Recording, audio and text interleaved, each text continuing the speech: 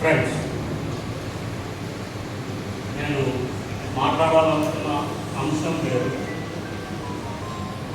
Topic వేరేగా ఇవ్వబడింది. ఇక్కడ చూస్తే అంబేద్కరిజం మీద మాట్లాడాలని అన్నారు.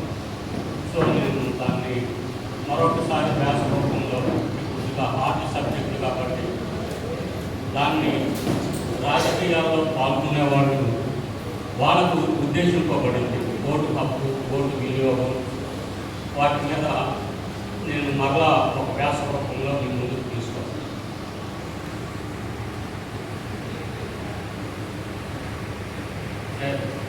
పట్టదు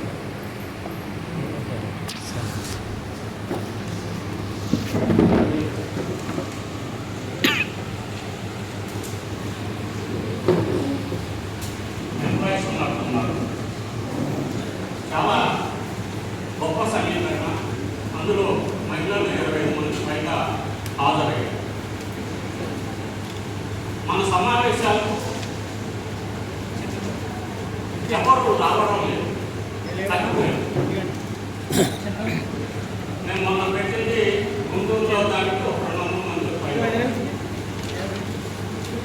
ప్రజలు కేవలం మనం పెట్టే సమావేశాలకు మాత్రమే రావడం లేదు,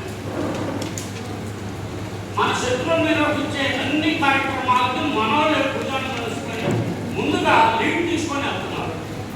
2 days ఏదైనా ఒక డ్యూటీ అప్పుంటే 2 days సెలవు పెట్టుకొని మొత్తం ఇంటిలో పాతి మొత్తం వెళ్ళిపోతాం. కానీ మనకు సంబంధించి ప్రమోషన్లో రిజర్వేషన్ అనే అంశం మీద ధర్నా చేస్తాము అంటే నేను రాను. లేదు, క్రిమిలేయర్ మీద పోరాటం చేద్దాం, నేను రాను. అప్పుడే మా స్కీమ్ చాలా ముఖ్యం. అంటే వాళ్ళు ఏది నిర్వహించినా అక్కడ ఏంటి ఉద్యోగాలు పోవు. కానీ కాన్స్టిట్యూషన్ పరంగా ఒక సంఘం తరఫున రాజ్యాంగ చట్టబద్ధత ఉన్నప్పటికీ ధర్నా చేయడానికి మాత్రం మేము రాము. ఇది ఒక సామాజిక నేరం అని మీకు తెలియజేస్తాం. మన పిల్లలు చదువుకోవడానికి చట్టబద్ధమైన సబ్జెక్ట్ ఉంటే 28 సంక్షేమ స్కీములను రద్దు చేస్తే మనం స్పందించాలి. ఆ 28 సంక్షేమ స్కీములు ఏమని చెప్తున్నాయంటే మీ పిల్లలు హైయర్ లెవెల్ ఎడ్యుకేషన్ యువ నెంబర్ 77 నుంచి ఇవ్వబడింది. దాని ద్వారా అంతకుముందు పిహెచ్డి స్కాలర్స్కు, రీసెర్చ్ స్కాలర్స్కు నెలకు 40,000 రూపాయలు స్టైఫండ్ ఉండేది. ఈ 40,000 రూపాయలు ఆ విద్యార్థి తను వాడుకుంటూ కొంత డబ్బులు వ్యవసాయ కూలి అయిన తన తండ్రికి కుటుంబం గడపడానికి ఒక 10,000, 15,000 ఇచ్చేవాడు. ఆ స్కీమ్ మన ఆంధ్రప్రదేశ్లో లేదు, తెలంగాణలో ఉంది. ఇప్పుడు కూడా మన పిల్లలు ఒక యూనివర్సిటీ లెవెల్లో చదువుకోవాలంటే 30 సీట్లు ఉంటాయి. కన్వీనర్ కోటాలో సీట్లు రాకపోతే కొన్ని ఎయిడెడ్ కాదు, కొన్ని కళాశాలలు పీజీ కళాశాలలు ఉన్నాయి. వాటిలో చేరితే డబ్బులు కట్టి చదువుకోవాలి. అది కూడా రద్దు చేయాలి. దాన్ని పునరుద్ధరించడానికి ఉద్యోగాలు పొందిన బెనిఫిషియర్స్ మనము వాళ్ళ కోసం పోరాటం చేయడానికి ముందుకు రావటం లేదంటే అది మన బాధ్యత కాదా అని మనం ప్రశ్నించాలి. మనకి చట్టాలు ఉన్నాయి, శిక్షలు లేవు. సర్కారు చట్టం అమలు పరచకపోతే శిక్ష లేదు. కాకినేని భాస్కర్ రావు కలెక్టర్గా ఉన్నప్పుడు భూమి కొనుగోలు పథకం మీద 200 కోట్ల రూపాయలు గవర్నమెంట్ శాంక్షన్ చేస్తే ఒక్క సెంటు భూమి కూడా కొన్ని షెడ్యూల్ పొలాలకి, షెడ్యూల్ చేయాలని ఇవ్వకుండా దాన్ని తిప్పి చంద్రబాబు నాయుడు చట్టం ఉంది కదా, అది నేరం కదా. అంటే చట్టం ఉన్న నేరం అనేది చేసినప్పుడు శిక్ష అనేది ఉండాలి. ఆ శిక్ష లేని చట్టాలే సప్లాన్ చట్టం కానీ లేక ఆర్టీఐ కానీ ఆర్టీఈ కానీ. ఆర్టీఐ అయితే చట్టం అంటారు కానీ 3-4 సంవత్సరాల పైగా దాంట్లో పోరాడితేనే ఇన్ఫర్మేషన్ యాక్ట్ ద్వారా వస్తాం. ఈ మధ్య ఢిల్లీ ఐఐటిలో ఎంతమంది ఎస్సీ, ఎస్టీ, బీసీలు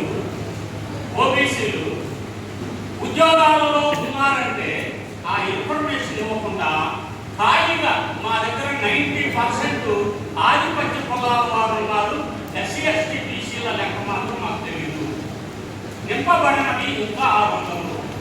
ప్రతి ఐఐటీలో ఐఎంఈలో రిజర్వేషన్ 50% ఉంటే కనీసంగా మన వాళ్ళు 1-2% కూడా లేదు.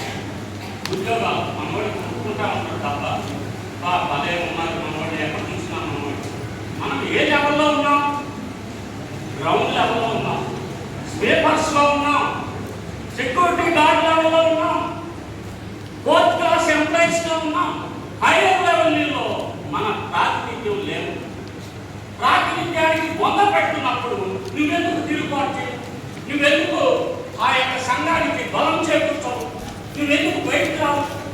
ఏంటి నీకు ఉన్న ఆర్టిక్స్? ఇది కదా చెక్ చేసుకోవాలి. ఈరోజు ఒక ఉగాది అని చెప్పి మిత్రుడు అంబేద్కర్ అన్న ఉగాది శుభాకాంక్షలు నీకుండే మనట్లేదా? నీ పూర్వీకులను చంపి నీవు పండగ చేసి నీవు శుభాకాంక్షలు ఎలా జరుపుతావు? వాళ్ళ శివాజీ మహారాజ్ కొడుకు సంభాజీని తల నరికి చంపిన రోజు విజయోత్సవం చేసుకుందామా లేక మన తీవ్ర నిరసనని ప్రకటిద్దామా? సంఘంలో ఎవరి కోసం, ఎవరిని ప్రాపగేట్ చేయడానికి, ఎవరిని గ్లోరిఫై చేయడానికి మనం చేస్తున్నామో ఆలోచించకుండా నిన్ను చంపి నీతో పండగ చేస్తున్నాడంటే నీ మానసిక భావజాలం ఏ విధంగా అట్టడుగు స్థాయికి ఉందో ఆలోచించుకోకపోతే నీలో సామాజిక పరివర్తన ఎప్పుడు కలుగుతుంది? చుండూరులో కానీ కారంచేడులో కానీ చంపిన వాళ్ళు వాళ్ళ ఫోటోలు మన ఇళ్లలో చక్కగా ఉన్నాయి. మీరు ఎక్కడన్నా చూడండి, దళిత క్రైస్తవులు ఏమవుతుంది?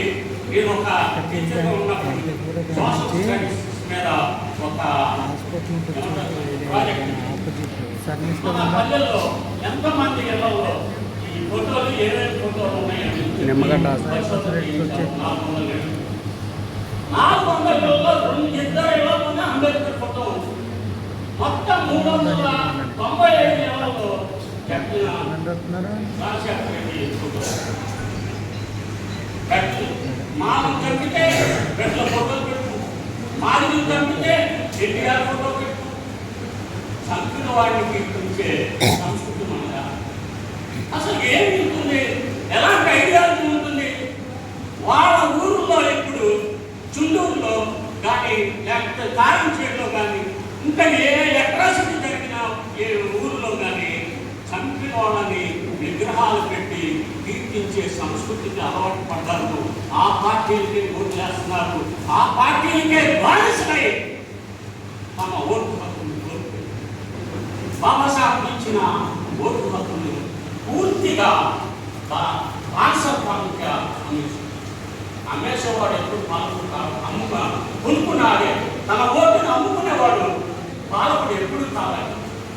మీరు ఏ రేట్లు తమను డబ్బుకి ఓటు తీసుకొని ఓటు చేయగలరు. ఆయన వచ్చి మనకి ఇస్తాము, కానీ మన ప్రజలు ఓటు అమ్ముకుంటున్నారు కాబట్టి వాళ్ళు ఎప్పుడు కూడా పాల్గొంటారు. నువ్వు ఎప్పుడైతే ఓటుని డబ్బులకే అమ్ముకోకుండా నువ్వు స్వతంత్రంగా ఓటేస్తావో అప్పుడే నువ్వు ఆయన యొక్క కోరిక బాబాసాహెబ్ యొక్క ఫైనల్ గోల్ అల్టిమేట్ చనిపోయిన ముందు ఆయన ఏం చెప్పారంటే I want to see my people as rulers of this country. నేను నా ప్రజలని పాలకులుగా చూడాలనుకుంటున్నాను. మీరు వెళ్ళి రాసుకోండి. బోనర్ బ్యాంకులకు చెప్పారు మీ ఇంటి గోడల పైన మీరు ఈ దేశానికి పరిపాలన ఎక్కడ మన అందరం అర్బనైజేషన్లో ఉన్నాం. మేధావులందరూ చదువుకున్న వాళ్ళందరూ చెప్పిన వాళ్ళకే చెప్తా ఉంటున్నాం. గ్రామాలకు కొంతమంది అవుతున్నారు. చాలా గ్రామాలను పూర్తిగా మర్చిపోయారు. గ్రామాలన్నీ తెలుగుదేశం మాలపల్లెలు గానో లేకపోతే వైసీపీ మాలపల్లెలు గానో లేకపోతే మాదిగూడలన్నీ వైసీపీ గానో టీడీపీ గానో ఉన్నాయి తప్ప ఒక మాలపల్లి అంబేద్కర్ కానీ లేక పూలే అంబేద్కర్ బావుగా ఉన్నప్పుడంటే విలేజెస్ లేకుండా అయితే మొత్తం గ్రామాలు మొత్తం కూడా వారు కబ్జా చేసింది. ఇలాంటి పరిస్థితుల్లో మనం ఏం చేయాలి? గ్రామాలకు వెళ్ళి ఎడ్యుకేట్ చేయాలని బాధ్యత లేదా? మనం నిజమా ఎందుకో కాన్స్టిట్యూషన్ ఏమన్నా నిన్ను నిర్బంధించిన ఉద్యమం చేయాలని ఈరోజు సోషల్ వెల్ఫేర్ బడ్జెట్ మొత్తం జీరో బడ్జెట్ చేసి జనరలైజ్ చేశారు. అంటే మేము దళిత వందనానికి మాత్రమే ఎస్సీలకి ఇస్తాము, దళిత వందనాన్ని జర్నలిస్ట్కి షెడ్యూల్ క్యాస్ట్ వాళ్ళకి ఏమి ఇవ్వాలి, భూమి కొనుగోలు పథకం ఉంది, ఏదైనా కార్పొరేషన్ లోన్లు ఉన్నాయి. గత 10 సంవత్సరాల నుంచి మీరు మొత్తం నిర్ణయం అయిపోతే మనం హ్యాపీగా చక్కగా నా వైపు హ్యాపీగా అంత హ్యాపీ. కానీ నేను ఏదైతే ఊరి నుంచి వచ్చానో వాళ్ళు హ్యాపీగా వాళ్ళు ఫిఫ్త్ క్లాస్తో డ్రాప్ అవుట్ అవుతున్నారు, వ్యవసాయ కూలీలుగా ఉన్నారు, అభివృద్ధి లేదు. బాబాసాహెబ్ ఏదైతే లక్ష్యాలు అనుకున్నారో ఆ లక్ష్యాన్ని సాధించడానికి మన వంతు బాధ్యత ఈ సందర్భంగా ఏం చేయాలి, ఏం చేస్తే బాబాసాహెబ్ యొక్క లక్ష్యాన్ని చేరుకుంటారు. ఆయన లక్ష్యం రాజ్యాంగం. ఆ రాజ్యాంగాన్ని ఎవరికో ఇచ్చి మనం అడుక్కుంటాం అనేది మనం ఇవ్వగలిగే స్థితిలో ఉండాలి కదా.